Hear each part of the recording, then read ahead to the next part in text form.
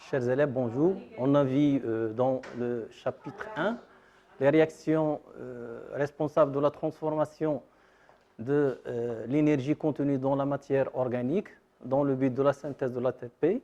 Et puis, on a vu également les conversions de l'énergie chimique en énergie mécanique au niveau de la cellule musculaire. Dans ce chapitre, ou bien dans cette unité 2, on va traiter l'information génétique. Donc, on va commencer par des photos. Donc, comme on voit ici, des êtres vivants qui présentent des caractères spécifiques. Hein. Bien sûr, ces caractères spécifiques sont des caractères, en entier, sont des caractères héréditaires et des caractères individuels qui diffèrent selon les individus. Bien sûr, il y en a des caractères qui sont héréditaires, d'autres qui ne sont pas héréditaires. Là, on voit des vrais jumeaux qui présentent des caractères héréditaires semblables. Et de là, on peut se demander sur le support, ou bien, bien sûr, cette information héréditaire, a priori, il est dû à une information héréditaire, donc on peut se demander sur le lieu où se trouve l'information génétique.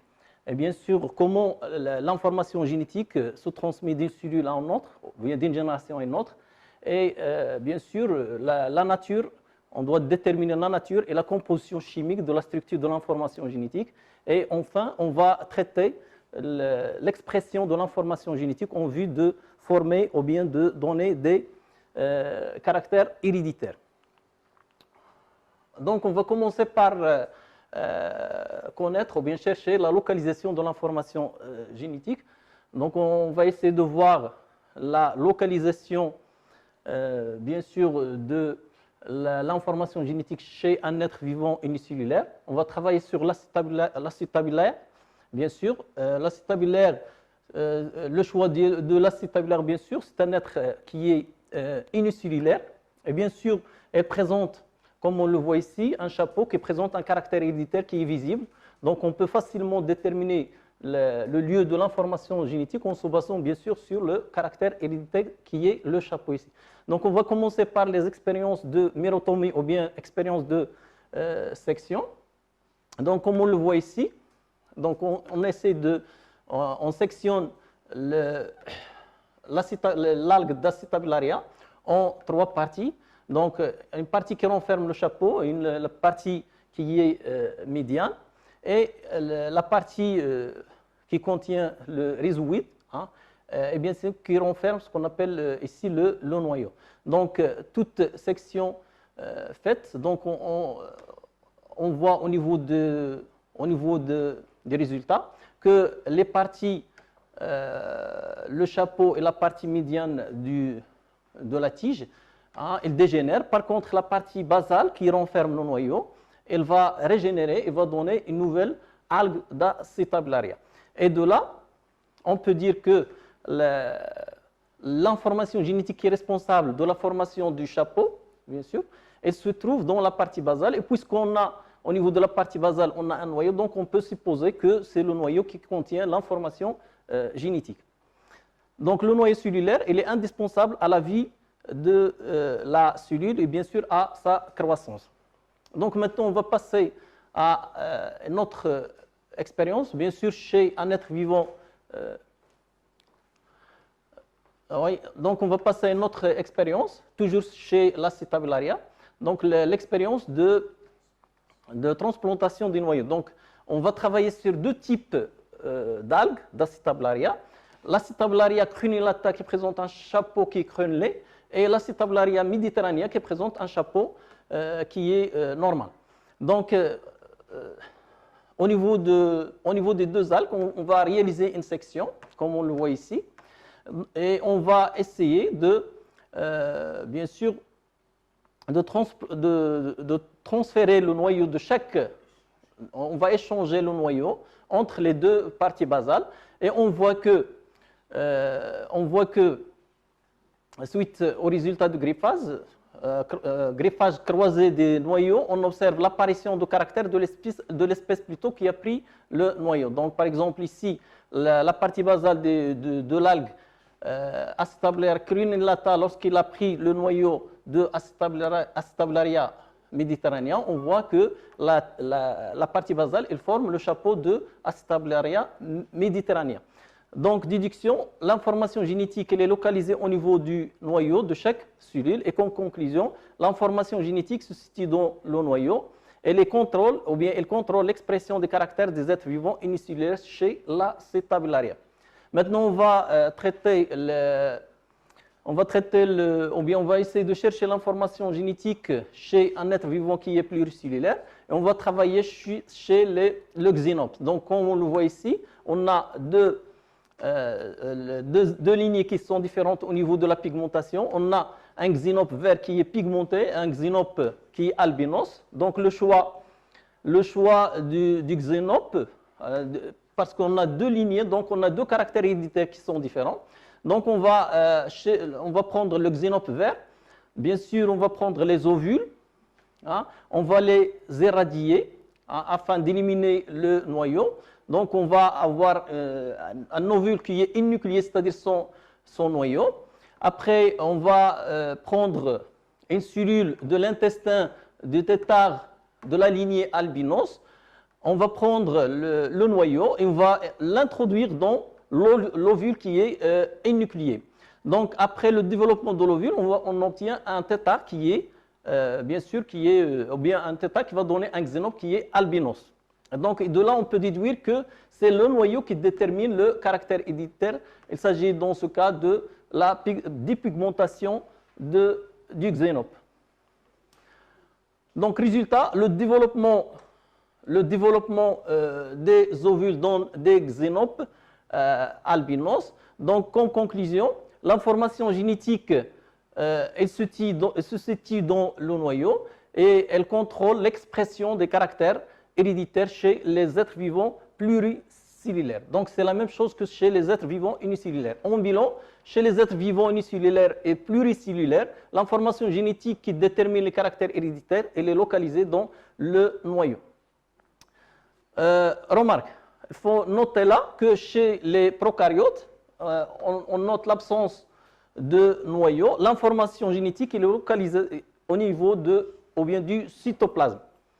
Donc, puisque l'information génétique se situe au niveau du noyau, donc on va voir la structure du noyau. Là, on a une photo au microscope électronique du noyau. Là, on a un schéma explicatif. Donc, comme on le voit ici, le noyau il est formé par une matrice dense à l'intérieur qui forme ce qu'on appelle la chromatine. Elle est entourée, on voit également présence de 3 nucléoles. Donc, il y a la chromatine et des nucléoles. Elles sont entourées par une double membrane qui forme l'enveloppe nucléaire, qui est bien sûr perforée par des pores nucléaires qu'on va voir qu'ils ont un rôle dans l'échange de matière entre le noyau et le cytoplasme. Donc là, on a l'infrastructure du noyau. Donc le noyau est un organite cellulaire. Il est entouré par une enveloppe nucléaire qui porte des pores nucléaires et délimite le nucléoplasme qui contient la chromatine et un ou plusieurs nucléoles. Donc, on va poser comme hypothèse que la chromatine est le support de l'information génétique.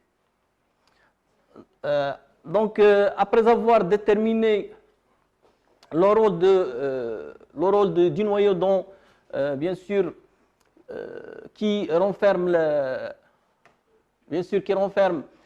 l'information génétique, on va essayer de voir comment se fait la transformation de l'information génétique d'une cellule à une autre par des divisions cellulaires, ou lors des divisions cellulaires. Pour cela, on va commencer par une observation microscopique d'une coupe longitudinale de la racine d'oignon. On va réaliser cette observation au niveau de l'apex racinaire tout simplement parce qu'au niveau de l'apex racinaire, on a un méristème ou bien des cellules méristématiques qui sont en division, c'est-à-dire ce sont des cellules très actives, donc qui sont en division. Donc on peut observer des cellules qui sont en division et de là on peut suivre ou bien voir comment se fait la transmission de l'information génétique. Donc cette observation montre que les racines sont constituées de cellules qui montre bien sûr des noyaux qui sont de différents aspects. Là, on voit un noyau qui est sphérique et il est dense. Et dans d'autres cellules, on voit des filaments hein, qui sont enchevêtrés ici. Donc, voilà, on voit ici des divisions de ce filament. Hein. Donc, on peut dire que lors de la division des cellules, les cellules changent d'aspect au niveau de leur noyau. Donc, pour voir ou bien pour étudier cette division en détail, donc on a ici une plante avec les deux parties essentielles de la croissance, à savoir l'apex caulinaire et l'apex racinaire. Donc, nous, on va travailler sur l'apex racinaire. Donc, on va travailler au niveau des cellules méristymatiques qui sont responsables de la croissance de la racine. Et par la suite, on a des cellules qui sont en division. Donc là, on voit des cellules voilà, qui diffèrent au niveau de la matière qui forme le noyau. Donc, on a des cellules qui sont sphériques avec une matière qui est dense. On voit des filaments qui sont enchevêtrés et très compacts et qui forment des cellules en interphase. Et puis, on a en deux, voilà, l'apparition de filaments nucléaires qui deviennent de plus en plus apparents, voilà, et forment des cellules en prophase. Et puis, en 3, voilà, on voit que les filaments deviennent plus visibles, donc plus denses, plus condensés, voilà, et qui sont disposés au niveau de la partie centrale de la cellule, donc qui forment ce qu'on appelle la plaque équatorielle. Voilà. Et puis, enfin, au niveau des cellules numéro 4, voilà, 4 et 5, ils forment ce qu'on appelle la télophase, la phase de télophase.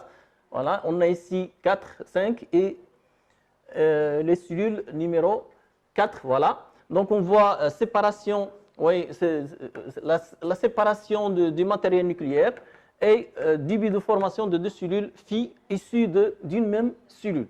Donc, cette division montre des cellules avec des noyaux d'aspect qui sont différents. Certains sont sphériques avec des amas sombres qui forment la chromatine, c'est au niveau de la cellule 1. Et d'autres, elles présentent des structures en bâtonnet qu'on appelle les chromosomes. Ces cellules sont en division. Cette division, on l'appelle la mitose. Donc, on va étudier maintenant les étapes de la mitose en détail chez une cellule végétale. Donc là, on a les différentes phases. Donc, dans un but pédagogique, le processus de la division, c'est un processus qui est continu, mais dans un but pédagogique. On a essayé de subdiviser la mitose en 4 phases. On a la prophase, la métaphase, l'anaphase et la télophase. Là, on a des photos réelles et là, on a des schémas explicatifs. On va essayer de traiter chaque étape d'une façon distincte. Donc, la mitose est un processus continu, mais pour des fins pédagogiques, on a subdivisé cette division en 4 étapes essentielles, comme le montre le document. Donc, là, on a le schéma d'interprétation. Donc, on va commencer par la première étape, la prophase. Donc, lors de la prophase, on constate qu'on a une condensation de la chromatine et apparition de ce qu'on appelle le chromosome. Donc, les filaments nucléaires qui formaient la chromatine au niveau de l'interphase, hein, on va les nommer maintenant des chromosomes. Chaque chromosome il est formé par 2 chromatides, comme on le voit ici. Il est relié par un centromère. On va le voir plus en détail dans la phase suivante. Donc, et puis, la disparition de l'enveloppe nucléaire et des nucléoles et apparition de ce qu'on appelle le fuseau de division ou bien le fuseau achromatique entre les 2 calottes polaires qui sont responsables de la formation du fuseau achromatique.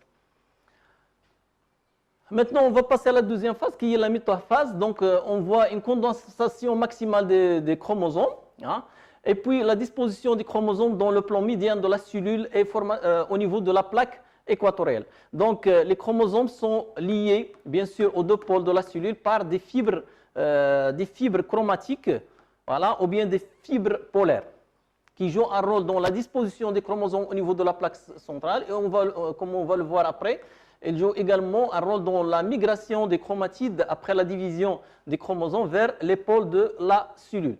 Donc, maintenant, on va passer à la dernière étape, ou bien la dernière phase, qui est la télophase. Comme on le voit ici, on voit début de décondensation des chromosomes et apparition de la chromatine. réapparition des nucléoles et de l'enveloppe nucléaire, et puis disparition du fuseau de division, division de la cellule mère en deux cellules filles et par le partage bien sûr du cytoplasme suite à la formation d'une paroi à partir de vésicules golgiennes. Donc les vésicules golgiennes qui se déposent au niveau de la partie centrale ou médiane, donc qui vont fusionner et former une paroi. Donc les étapes, maintenant on va essayer de voir les étapes de la mitose chez une cellule animale pour bien sûr comparer la mitose chez une cellule animale et une cellule végétale. Là on a les étapes de la division ou bien de la mitose au niveau ou bien chez une cellule animale. Donc là on a le prophase, métaphase, anaphase et télophase, donc les 4 phases de la mitose.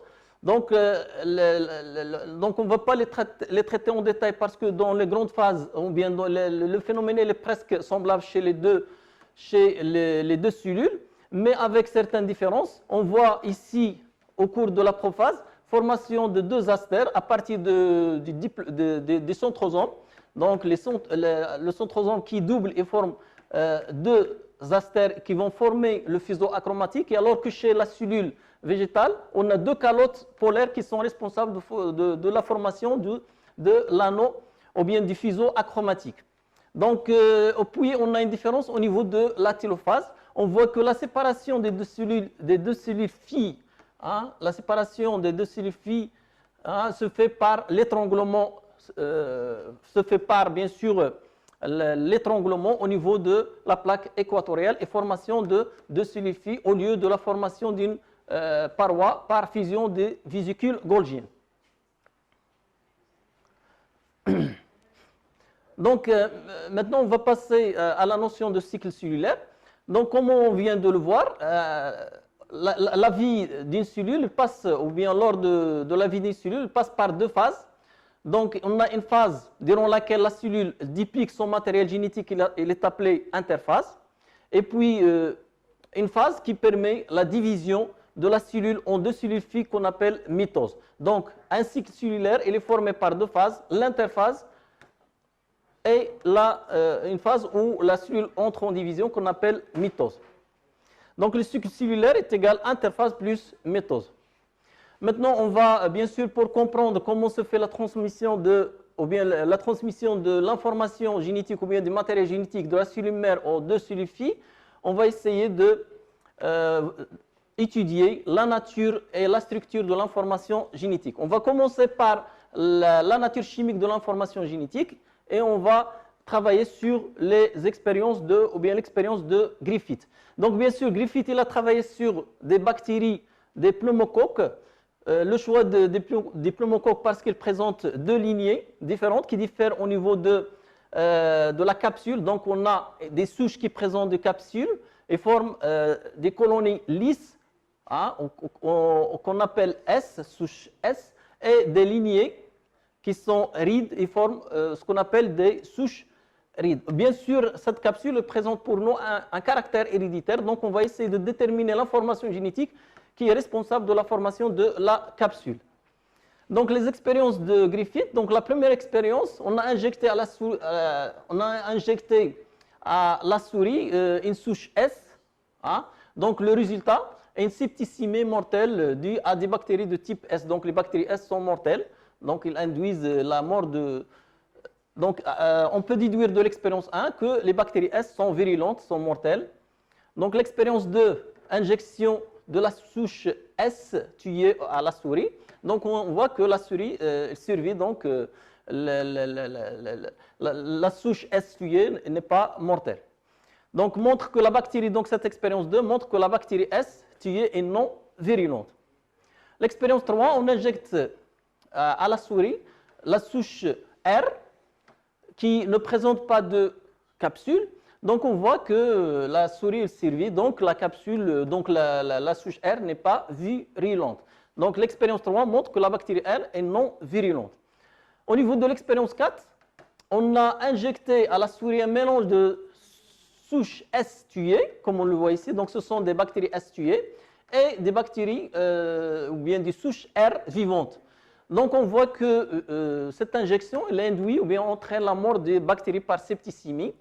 L'analyse du sang montre la présence de bactéries de souche S, donc on peut se demander sur l'origine ou bien comment on peut expliquer la formation des bactéries de souche S étant donné qu'on a injecté uniquement des bactéries R avec S qui est tué. Donc l'expérience 4 montre que l'injection des bactéries S tuées et R vivantes entraîne la mort de la souris et l'observation microscopique du sang a montré la présence de S vivantes. Le problème qui va se poser, comment expliquer l'apparition de S vivants dans le sang de la souris morte de l'expérience numéro 4. Bien sûr, pour résoudre ce problème posé par Griffith, on va proposer l'hypothèse suivante, c'est qu'une substance une substance de la bactérie S tuée a permis la transformation de la bactérie R en S vivante. Et cette substance, on va la nommer principe transformant. Donc l'expérience qui va essayer de déterminer ce principe transformant, c'est l'expérience d'Avery et ses collaborateurs. Donc on a travaillé sur des pneumocoques S tués. Donc par la chaleur, donc elle présente les différentes molécules constituant la bactérie S. Donc, au niveau de la première expérience, on a ajouté des protéinases qui vont détruire les protéines. Lorsqu'on met des bactéries R avec ce broyat contenant les restes de la bactérie S sans protéines, on voit que la bactérie la bactérie R se transforme en bactérie S. Donc, les protéines ne sont pas les éléments responsables de la transformation de la bactérie plutôt R en S. Là, on a travaillé avec des ribonucléases, on a essayé de détruire les ARN. Lorsqu'on a détruit les ARN, et on a ajouté au broyat, on a ajouté des bactéries R, on a constaté également une transformation bactérienne, et par la suite, on peut dire que l'ARN, ce n'est pas l'élément ou bien le facteur transformant. Maintenant, on va détruire l'ADN avec des DNAs, c'est-à-dire des enzymes qui vont détruire l'ADN, et on va l'ajouter au broyat ou bien le mélange de bactéries S. Donc cette enzyme va détruire l'ADN. On a constaté qu'il n'y a pas de transformation de bactéries R en S, et par la suite on peut dire que le facteur transformant c'est l'ADN. Donc maintenant on va essayer d'expliquer la transformation de la bactérie ou bien la transformation bactérienne. Donc on a une bactérie R vivante, donc certains éléments de la bactérie S, c'est-à-dire l'ADN, va entrer dans la cellule ou bien dans les bactéries R, donc il va s'intégrer dans l'ADN de la bactérie R, et par la suite la cellule ou bien la bactérie R va pouvoir former une capsule, et par la suite il va se transformer en bactérie S. Et il devient bien sûr une bactérie virulente. Et de là, on peut dire que la transformation des pneumocoques R en pneumocoques S se manifeste par l'acquisition de la capsule suite à l'intégration d'un fragment d'ADN de S tué dans l'ADN de R virulente, donc plutôt de R vivante. Donc la nature de l'information génétique, c'est l'ADN. Donc là, on a une autre expérience qui nous montre que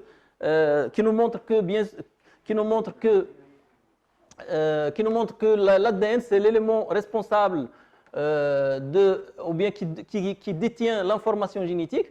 Donc on va essayer de voir le cycle de développement d'un bactériophage.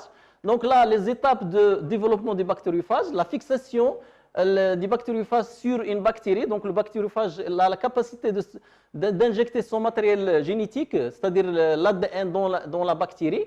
Donc on voit ici que fixation du bactériophage à la surface de la bactérie, puis l'injection de l'ADN viral dans le cytoplasme, et puis dégradation des chromosomes bactériens, et synthèse de nombreuses copies d'ADN viral, puis on a synthèse des organites virales, et éclatement de la bactérie et libération de nombreux ou bien de nouveaux virus pour infecter de nouvelles bactéries. En bilan, on va dire que l'ADN est le support de l'information génétique. Donc, à partir de l'ADN des bactériophages, il y a formation de plusieurs bactériophages identiques. Et par la suite, la nature chimique de l'information génétique de l'ADN est l'ADN qui est l'abréviation de l'acide désoxyribonucléique. Donc, et à bientôt.